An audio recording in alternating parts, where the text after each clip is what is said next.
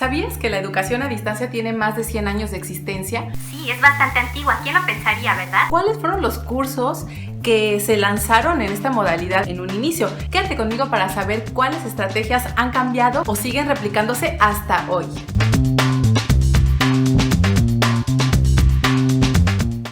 Hola, espero que se encuentren muy bien. Soy Viridiana Rivera, bienvenidos de nuevo a su canal. Y bueno, en esta ocasión vamos a hablar de un tema muy interesante que hoy en día pareciera parte de nuestra rutina diaria: la educación a distancia. Hoy en día, por la situación actual y de carácter internacional, estamos acostumbrándonos a esta nueva modalidad de educación en todos los niveles, porque antes la educación a distancia, y al menos en los últimos años, se veía como algo mucho más normal para quienes se formaban en un nivel medio superior, pero ahora se extendió a otro tipo de niveles como el primario y el secundario, y pues pareciera que es algo muy nuevo, que es algo que surgió a raíz del internet, pero no es así. De hecho, la educación a distancia tiene más de 100 años y ahorita te voy a contar pues un pequeño recuento histórico sobre cómo apareció por primera vez, sobre qué fue lo que vendieron por primera vez. Antes de mostrarte un pequeño balance historiográfico sobre qué es lo que se ha escrito al respecto, me gustaría hacer una distinción sobre qué es la educación a distancia y cómo se distingue de la educación cara a cara.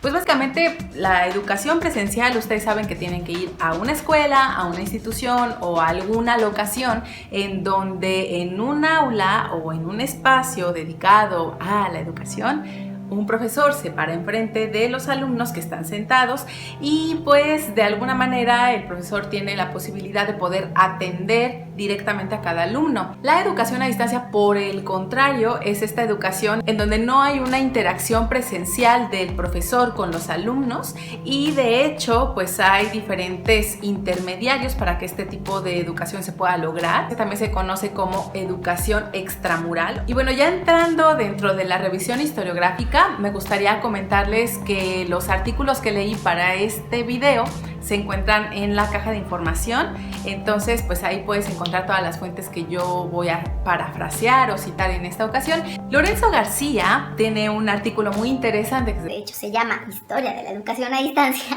Lo publicó en ResearchGate.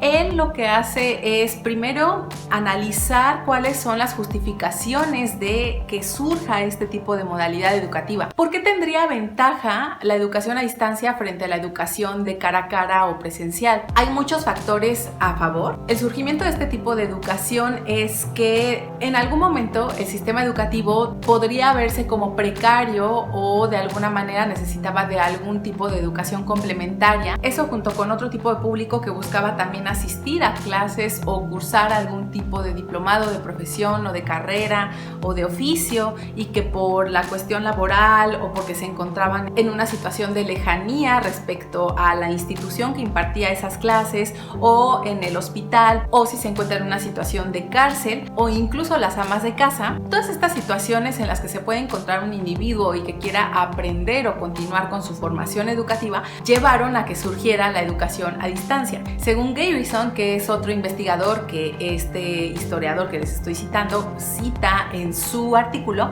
dice que existen 3 generaciones de la educación a distancia. La primera es por correspondencia, la segunda es la multimedia y la tercera generación es la telemática. La primera generación, que es la de la correspondencia, se caracteriza justo por usar el sistema de correo normal o tradicional, que pues suele ser bastante lento hasta hoy, pero eso se usaba, estoy hablando de los siglos XVII al XIX, y se caracteriza porque lo que hacían era transcribir las clases presenciales en un texto que en un inicio era manuscrito y ya después fue pasado por taquimecanografía. Y bueno, estos productos didácticos no se caracterizan por tener una metodología de enseñanza-aprendizaje. Ante esa carencia se recurrió a generar otros productos auxiliares a la clase que se transcribía, como ejercicios, guías de estudio, cuadernos de trabajo. Finalmente, pues los tutores tuvieron que ceder ante resolver las dudas de sus alumnos a distancia por medio de la correspondencia o el correo, ¿no? La segunda generación es la del multimedia. ¿Y por qué se caracteriza? Porque se emplea la radio y la televisión como medios para educar, y por otro lado se complementa esta educación con otro tipo de materiales como el audiocassette, el videocassette. El teléfono ya es el medio por el cual el tutor puede resolver las dudas del alumno que se encuentre lejos de su mentor. Y la tercera generación es la telemática, que surge en la década de los 80. Se caracteriza por el uso de las telecomunicaciones aunado con todo el sistema de informática que estaba surgiendo en ese momento. El uso del ordenador personal se convierte en otro rasgo de esta tercera generación,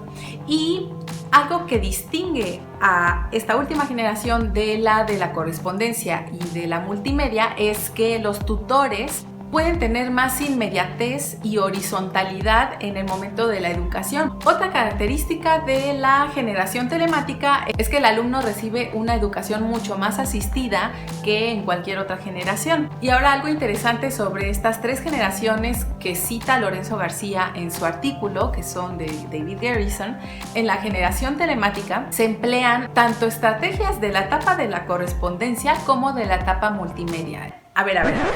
La educación a distancia realmente surge en el siglo XIX. Si nos ponemos a pensar que la educación es ese fenómeno comunicativo en donde el receptor aprende algo del emisor, pues realmente la educación a distancia no surge en el siglo XIX, tiene muchísimo más tiempo de haber existido. Pensemos, por ejemplo, en cómo Sócrates difundió tan fácilmente todos sus principios. Platón, Aristóteles, y eso hablando de los griegos. Y ya si nos vamos netamente a las escuelas, pues recuerden que en la época antigua existían escuelas de conocimiento, por ejemplo la escuela de Atenas, la escuela de Alejandría, y mucho de lo que se proponía en estas escuelas no era aprendido presencialmente de manera necesaria, fue aprendido a lo largo de generaciones y mediante la oralidad también. Entonces realmente la educación a distancia no es tan reciente, no es del siglo XIX, no es de la época moderna. La educación a distancia tiene muchísimo más tiempo de haber existido. Pero, ¿cuál sería entonces la diferencia de la educación a distancia en el siglo XIX con la época antigua? Y eso nada más hablando del contexto europeo u occidentalizado.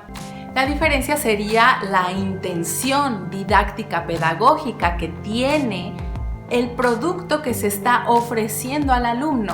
En el caso, por ejemplo, de Aristóteles, de Platón, de Heródoto, todos ellos, de todos los antiguos, realmente no había un proceso pedagógico didáctico detrás de lo que ellos decían. Ellos solamente reflexionaban y pues a lo mejor en el caso de Sócrates pues practicaba la mayéutica, pero no es un proceso de enseñanza-aprendizaje específico y con una intención educativa. Era más una intención de discusión, de diálogo. En ese sentido sí podemos decir entonces que la educación a distancia sí surge en el siglo XIX con la intención específica de lo pedagógico, ¿no? Y de hecho ya hay datos antes del siglo XIX. Por ejemplo, en 1728, Caleb Phillips publica en una gaceta un anuncio en donde está ofreciendo tutorías y material de enseñanza por correspondencia, ¿no? Ya en 1840 en Inglaterra, Isaac Pitman ideó una manera de enseñar la taquigrafía a sus alumnos por medio de la correspondencia y del intercambio de tarjetas,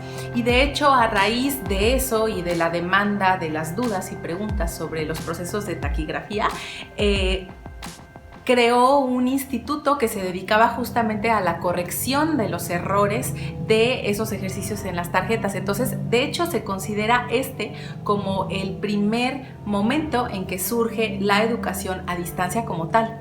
Ya en 1856, Charles Toussaint y Gustav Langenscheidt, espero que esté pronunciando bien mi alemán, yo no sé alemán, ellos idearon una manera de enseñar la lengua francesa en Alemania, dando clases por medio de material de autoestudio, es decir, que pues te daban manuales o guías en donde tú aprendías por ti mismo, pues a través de las instrucciones que se te daban en tales materiales, ¿no? Y ya saliendo del siglo XIX y entrando al siglo XX, en 1927 la BBC en Inglaterra dio la posibilidad de poder dar clases a través de la radio, aunque a quienes iba impartido este tipo de clases pues era propiamente escolares, ¿no? Entonces lo interesante de esta etapa de la correspondencia es que permite que gente que está trabajando o que está en diferentes circunstancias como las que comenté en un inicio pudieran tener la posibilidad de seguir preparándose profesionalmente, ¿no? Bueno, la historia de la educación es bastante extensa, pero lo que quería que ustedes supieran es cómo empezaron estas primeras experimentaciones por medio de un sistema de correspondencia. Y es muy chistoso que, por ejemplo, la radio y la televisión en algún momento también funcionaron como mecanismos de educación y que hoy en día se esté recurriendo también a la televisión. En el caso de México, no sé en otros países si la televisión abierta está siendo usada, pero al menos en México sí que está siendo recurrida. Y lo que también me gustaría que pensáramos es en el alcance que tienen hoy los medios de comunicación. Pese a que pareciera que con el internet podemos abarcar un montón de lugares y podemos impactar en muchas personas, hay que tomar en cuenta que el internet hoy en día es un servicio que no es democrático. Pensaríamos que lo es, pero no. Y por eso es que aquí en México se ha recurrido a la televisión abierta, porque la mayoría de las personas de la población mexicana tiene un televisor, y aún así me estoy aventurando demasiado a afirmar, porque el índice de desigualdad económica en México es muy grande. Entonces, pues me parece interesante que este tipo de estrategias de comunicación que se usaban en un inicio en el siglo XIX para la educación a distancia se sigan manteniendo hoy en día pese a los avances tecnológicos que tenemos en nuestra actualidad, ¿no? Porque la pandemia nos ha llevado a que la educación a distancia se masifique, cuando en un inicio quizás la educación a distancia pertenecía a unos cuantos que querían adoptar esta modalidad de aprendizaje. Y este es un evento histórico que va a quedar a la posteridad. Y bueno, ya para terminar con todo este recorrido y discusión sobre la historia de la educación a distancia, es bien importante tomar en cuenta que las tecnologías no avanzan de la misma manera que la cultura y la economía de una población en específico.